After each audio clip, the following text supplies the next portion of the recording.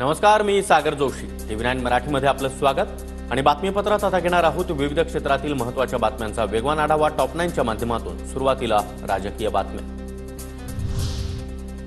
देवेंद्र फडणवीस आजच दिल्लीला जाणार. नरेंद्र मोदी आणि अमित शहांची भेट घेणार. उपमुख्यमंत्रीपद सोडण्यावर चर्चा होणार असल्याची सूत्रांची माहिती. मी पक्षाला एक विनंती अजून करणार आहे. अर्थात भारतीय जनता पक्षामध्ये पक्ष सगळे निर्णय करतो की आता मला विधानसभेकरता पूर्ण वेळ त्या ठिकाणी उतरायचा आहे की त्यांनी मला सरकारमधलं मोकळं करावं. भाजपा नेत्यांसोबतच्या बैठकीनंतरही देवेंद्र फडणवीस राजीनाम्यावर ठाम. नेत्यांकडून फडणवीसांच्या मनधरणीचे प्रयत्न.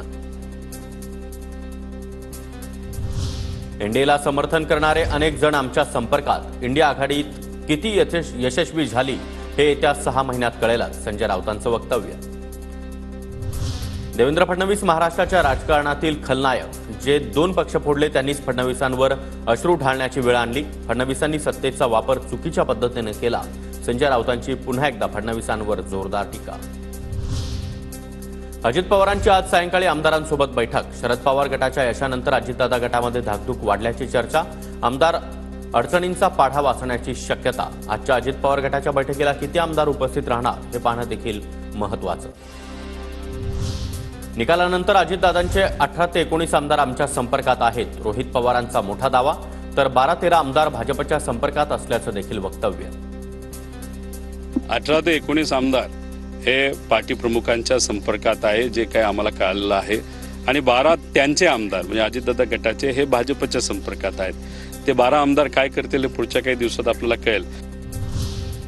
शरद पवार गटाचे नवनिर्वाचित खासदार आज शरद पवारांची भेट घेणार. दुपारी 2 वाजता राष्ट्रवादीच्या प्रदेश कार्यालयामध्ये पवार खासदारांना मार्गदर्शन करणार.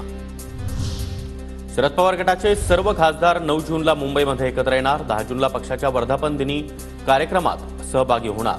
वायबी चव्हाण सेंटरमध्ये सोहळ्याचं आयोजन. एका निवडणुकीनं सगळं संपत नसतं. सगळ्यांनी एकत्र काम केल्यावर यश अपयशाची सामूहिक जबाबदारी. देवेंद्र फडणवीसांच्या राजीनाम्याच्या तयारीवर मुख्यमंत्री शिंदेंची प्रतिक्रिया. निवडणुकीमध्ये कमी जास्त यश अपयश मिळालं याचा अर्थ आपण ही सगळ्यांची सामूहिक जबाबदारी आहे. त्यामुळे पराभवाने खचून जाणारे कार्यकर्ते आम्ही नाही.